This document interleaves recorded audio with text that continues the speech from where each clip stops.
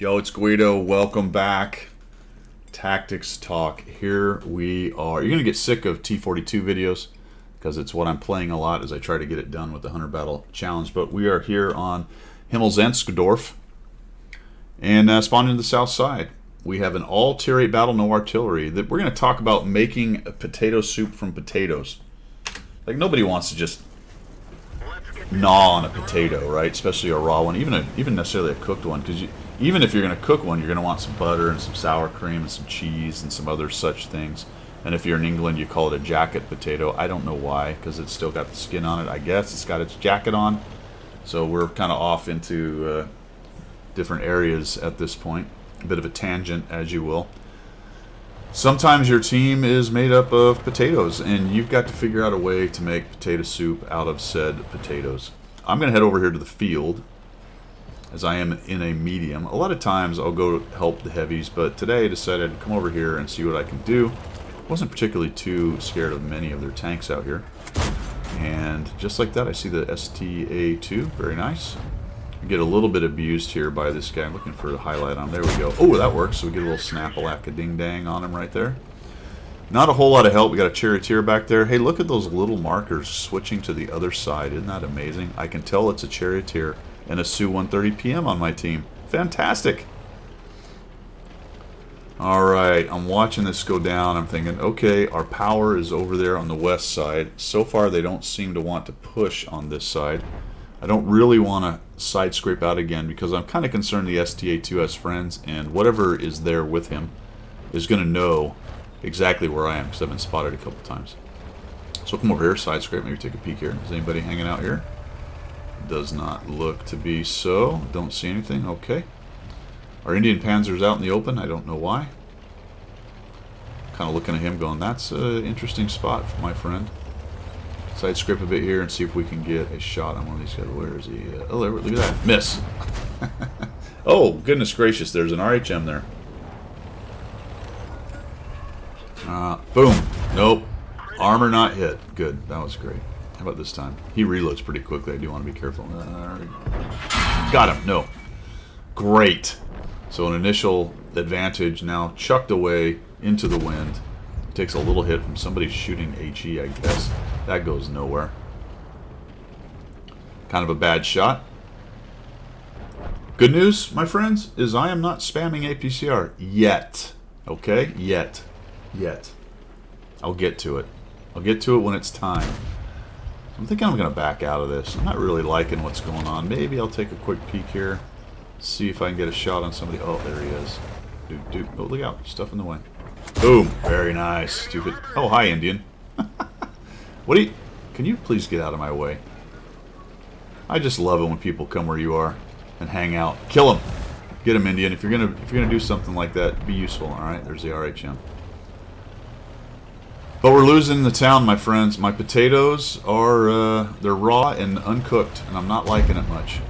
I'm thinking I'm gonna push up here and see if I can get a free shot on somebody though. Maybe we can clean up the field and come around behind them, but I don't know if we have time. That's the problem. My potatoes are dying. They've all been picked. Let's finish off the RHM if we can. Put a shot into that guy. He took a couple big hits and dies. And I'm thinking, well, yeah, let's go back. We got to make potato soup, guys.